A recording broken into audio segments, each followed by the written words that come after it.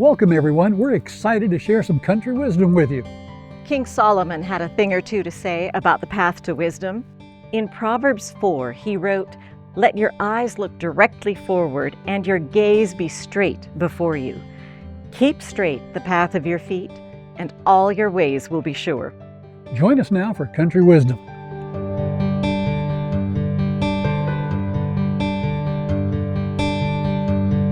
Obviously, Jim, Mother Nature was not cooperating with us this morning. There was going to be no outdoor filming. We did that yesterday, we almost froze to death. But I am so thankful, wonderful people here at the Oceanfront Lodge in Crescent City, and they let us come on in and have a hot drink and a lovely view and no wind. Yeah, absolutely. And you know, I look out there and it's angry, it's nasty. It reminds me a little bit, maybe once in a while, of marriage. Have you and Janine been fighting? Well, you know, from time to time. We've been married now long enough that we've had all of those things. Longer even than Steve and me. Yes. And so there's been a lot of things. But this morning, in this marriage segment, I wrote down a few things that I wanted to bounce off of you. Uh-oh. And then you give me, they're sayings, some are sayings, and then you give me your response, okay? Are you willing to do that? All right. Okay. This is like a pop quiz, and it's like, I'm going to fail. No, you've had enough years that whatever you say is going to work. But it says, "I'll bet on you, you bet on me. It's a losing bet, but given our current circumstances, it's the best we can do. We're only able to find anything better, maybe." Who said that? I don't even know who said it. I just thought it was kind of interesting, and it'd maybe start off the talk today. Well, the first thing that comes to mind is the fact that, in essence, you are kind of betting on each other and betting that that person is going to have the parts that you're missing, and you're going to be a better, stronger team together than you are just off by yourself. So what you're saying is opposites attract? Sometimes, yeah. I really don't know that I'd want to be married to someone like me. Well, and that brings me to the next one maybe. People are waiting to find Mr. Right. If you went to a party and found Mr. Right and he didn't run away when he saw you, he wasn't Mr. Right. Or I could have written that. Yeah. It's like, what did Steve see in me? I know what I saw in him, but what did he see in me? And yet, I know he's had a better life because of it, but I'm not sure that anyone was betting on that at the beginning. I got to say, that's no brag, just fact. Is that? That's it. That's yeah. Well, but my life has been better with him too. And that's what marriage is really all about, right? Is you do complement one another, but it takes a while to get to that point. I have always joked that I keep Steve from being bored to death, and he keeps me out of jail. And you know, that's a pretty good partnership. Would you explain that one? Maybe unpack that a little bit more? We've gotten more alike the longer that we're married. That just happens. The more you hang out with someone, the more you will become like them. So I suppose the first thing that you need to learn about marriage is be careful who you're hanging out with to start with. But yeah, he kind of was born, you know, buttoned down and probably wearing a little tie. And you know, I've got to agree. Steve is very proper, you know. And right. You know, let's follow the rules. He's the one, you get a new appliance. I'm over there going, stupid thing doesn't work. And he's reading the manual to figure out what we're doing wrong. So he's more entertained because of things that I've gotten him to do. I'm thinking, by the way, they have no power. All the power went out in Crescent City. Luckily, we've got our own lights, but it sounds like they're trying to figure out how to cook in the kitchen, you know, to get ready for lunch. Right. A little noisy, but sorry, go ahead. I had to interrupt. On that same note, we were sitting here when we were starting to set up, and the fire department showed up, and it's like, I see a fire truck or a police car, and I'm going, is there something I should know about? There were people who were stuck in the elevator when the power went out, but it was amazing how fast they got them out. My first thought was I would need therapy once those doors opened. But that's another episode. So it's a good thing I was sitting here all comfy. However, maybe it isn't another episode because Steve puts up with that in you. I'll put it that way. Steve puts up with all that No, phobia I think with that's you. a fairly safe way to phrase it. Why does he do that? Because he recognized, I think, at some level that there was something in me that he needed too.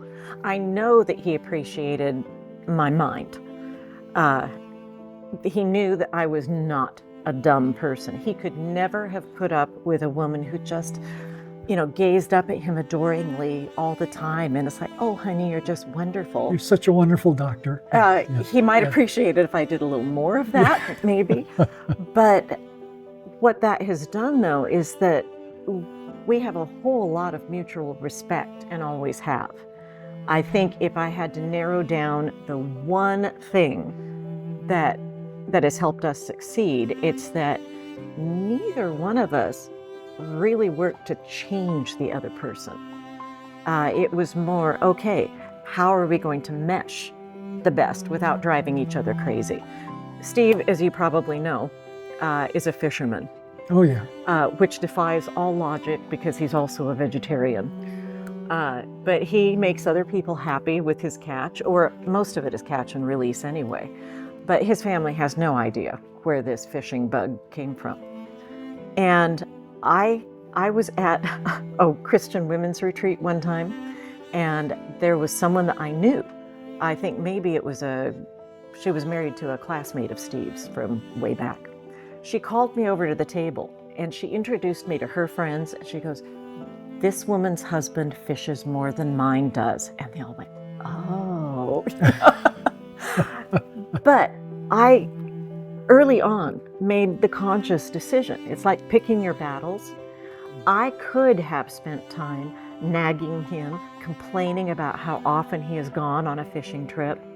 And instead, it was like, well, he's happier when he's been able to go fishing. What would I ultimately win if I had won that battle and didn't let him go as often? You would have stayed home and been grumpy. Right. And how would that have made my life better? Yes, he would have been there, but he would have been there filled with resentment.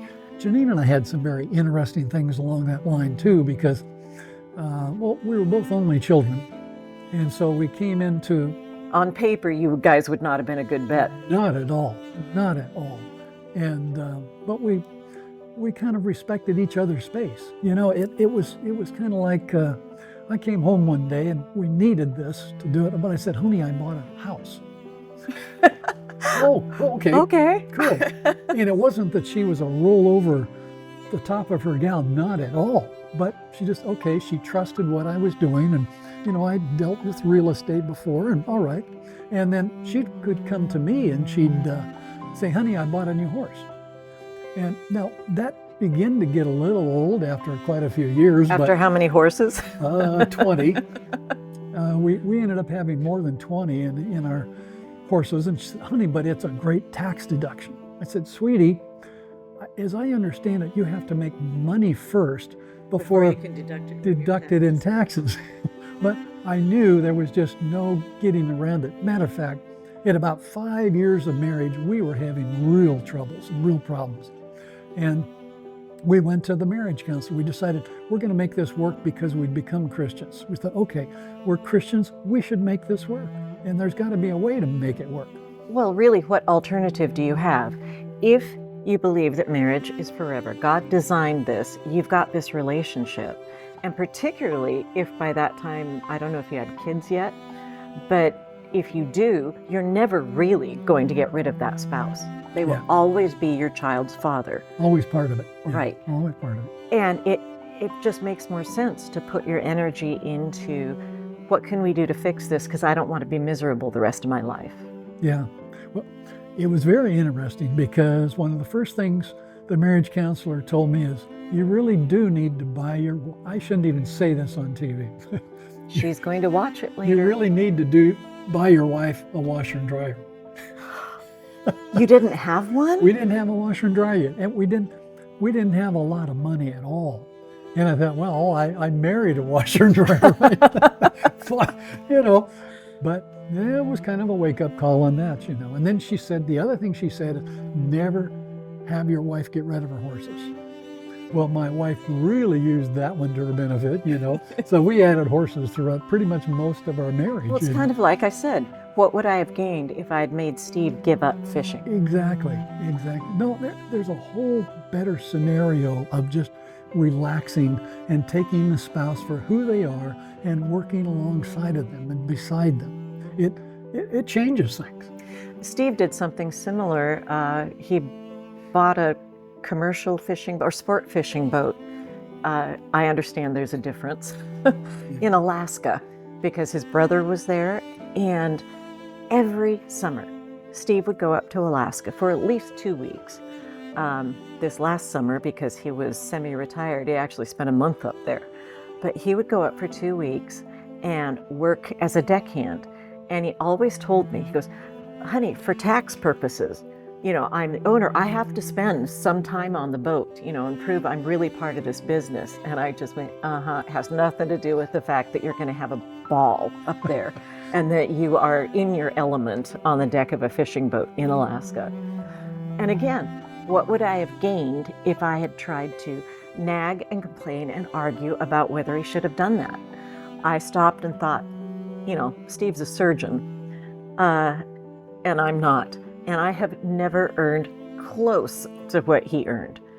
And literally I thought, yes, I know that as far as he's concerned, we have one account. It's not, this is mine, this is yours. Nobody held their earning power over the other one.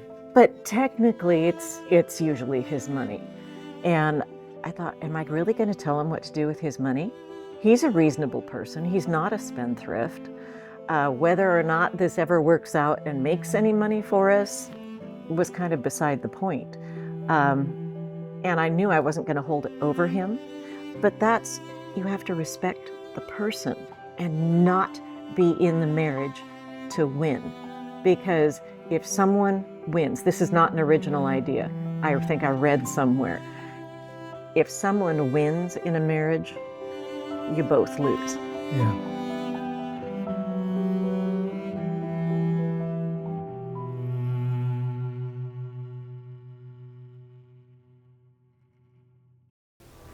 Proverbs 17:1 says it's better to eat a dry crust of bread with peace of mind than have a banquet in a house full of trouble. Are there troubles in your home? Is the honeymoon long gone? It's not unusual, but it is something that you can work toward changing.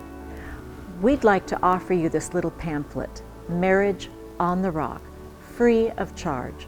Go to talkingdonkeyinternational.org and request offer number 118, Marriage on the Rock. You know, no one could ever calculate the amount of sacrifice that went into the making of this great nation, the gains of so many because of the loss of the precious few. You know, as a child in school, I sang America the Beautiful, God bless America. We started every day by reciting the Pledge of Allegiance. But a lot has changed. Biblical predictions are taking shape at an amazing pace. If you're about my age, you know that this is not the country we all grew up in. It seems like this nation is rushing toward a cliff with no possibility of return. When I became a Christian, I began studying biblical prophecy, last day events. I found a book called The Great Controversy that was amazing in its clarity. If you'd like a copy, log on to our website. To order your free copy of The Great Controversy, go to talkingdonkeyinternational.org. Click on the Store tab and order your copy today. You know the impact of Christ's message. It heals, it transforms. Do you have the eye for a great post, the heart for a kind comment, the skill to build community? Talking Donkey International is looking for passionate volunteers, from seasoned content creators to newcomers. We are a Christian community dedicated to sharing Christ's love. This is a real opportunity to turn your time into ministry. Scan the QR code. To make a lasting impact. Hey Janice, how are you doing? Hey, you wrote another book. I did. Had a burden on my heart and God helped me get it done. So, The Plan of Love, what's it about? Well, it's really about God in eternity saw everything that was going to happen here, and his amazing love, he says, I'm going to take care of the problems. I'm going to take care of the situation by giving my own life. He did all that, but we've been lied to so much, we don't see what God has planned for us, what God is doing for us. Matter of fact, the angel came down to Mary and said, you shall call his name Jesus, for he shall save his people from their sins. Notice it wasn't in, but from. Where can people get the book? Hey, I'm glad you asked. Folks, if you'd like your own personal copy, log on to talkingdonkeyinternational.org. And please, if you would, send us a donation of $12. Or more. Or more. And we'll get you the book, and I'll be happy to sign it for you too. Thank you so much. You know the impact of Christ's message. It heals, it transforms. Do you have the eye for a great post, the heart for a kind comment, the skill to build community? Talking Donkey International is looking for passionate volunteers, from seasoned content creators to newcomers. We are a Christian community dedicated to sharing Christ's love. This is a real opportunity to turn your time into ministry. Scan the QR code to make a lasting impact.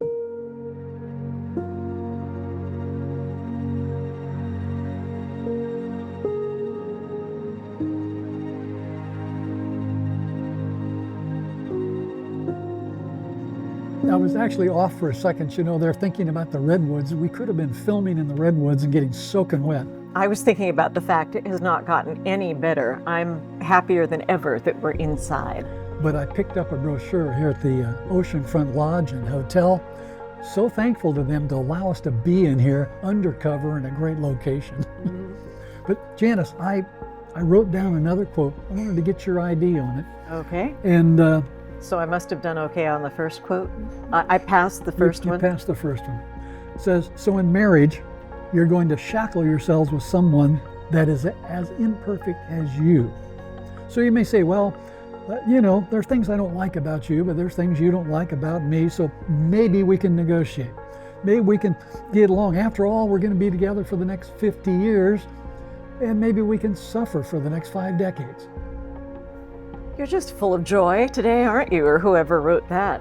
I don't like the shackling, and I don't like the idea of suffering. That is really not what marriage is. If you go into it that way, you've already lost, right? Probably. You're going to create your own suffering.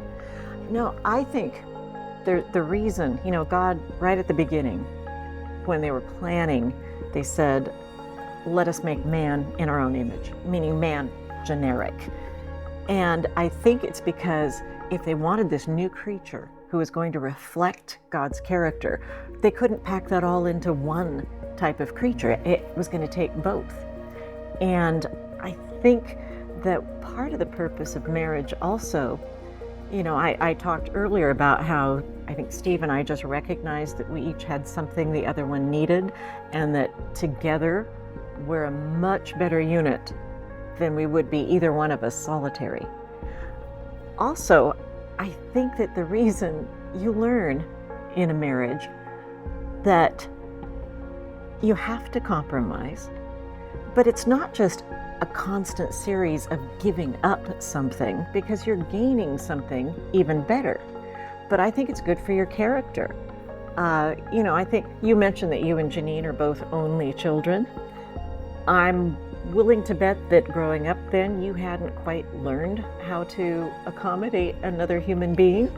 There's probably no give and take. The little prince in your family, and she was the little princess. But that doesn't really work for a happy life. And I think people who grow up with siblings tend to be better at that whole, the world doesn't revolve around just me. You know, I'm thinking when you're talking, I'm thinking that maybe for our marriage, what described it in some ways for quite a few years. Now, Janine's not here in the room, so she can't argue with you. She can't argue with me. But it was a battle and a march.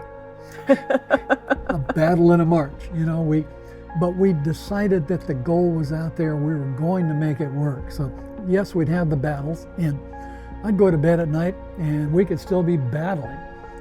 But I wanted to go to sleep. I did not want to stay up and discuss this, because when I get in bed, time to go to bed. But I read someplace that don't let the sun go down on your wrath in Scripture.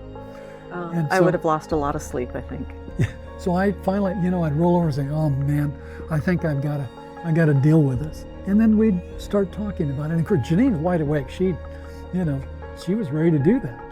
And so we begin getting past some of those things and find reconciliation. Now, I found an interesting stat that people who just live together and then they decide to get married, their divorce rate is a lot higher. That seems counterintuitive because the theory is they decide to live together to see if it's going to work. So why doesn't it work as often? What happens is they figure, well, I kind of tried this and it really doesn't work, so I'll just move on to the next one.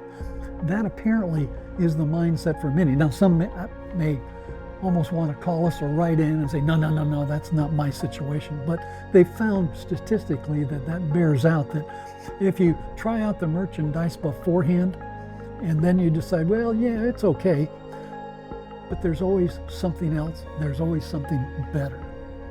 The grass is always greener. Seems like it. Yeah. Now, Jordan Peterson, I think you and I have talked about Jordan Peterson. I like Jordan.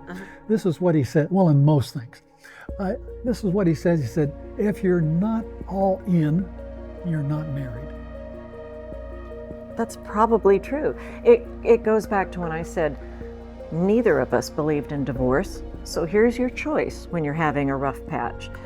Do we want to suffer, feel like we're shackled, or do we want to figure out how to make this better because I don't want to be miserable?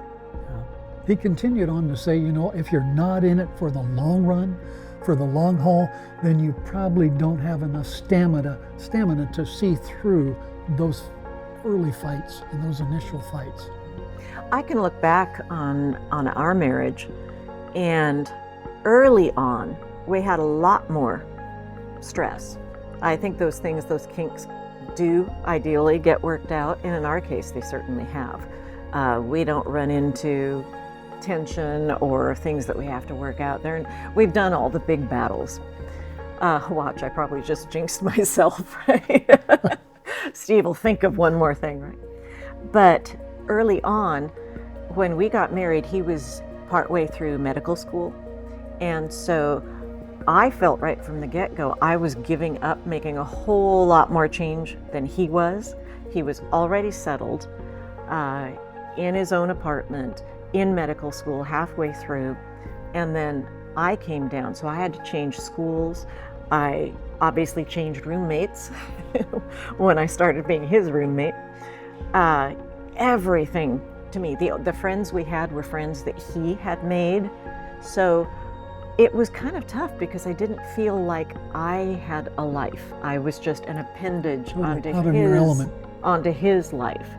And then when we did have Colin was born because Steve went, when he finished medical school, he stayed at that same university for his 5-year surgery residency. And there were times, particularly the last couple of years of his residency, where he was gone way more than he was ever home. When Colin was a baby, there were times where he literally didn't see Colin awake for like a week because he would get home so late at night. Baby was already in bed. And possibly both of us were already in bed. You could have yelled and screamed at him, but you never see the family. You never see the kids. What's the matter with you? I know. And there were times where I realized that I did have, tension and anger building up, where it was like I was mad at him before he even did finally walk through the door. And so instead of greeting him like, oh, I'm so glad to see you, it was more like, well, it's about time. Well, that doesn't help a relationship.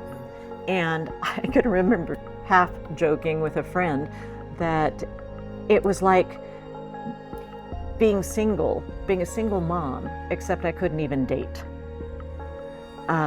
And that was tough. His last year, that 5th year of residency, I can remember consciously thinking, well, next February, it won't be like this.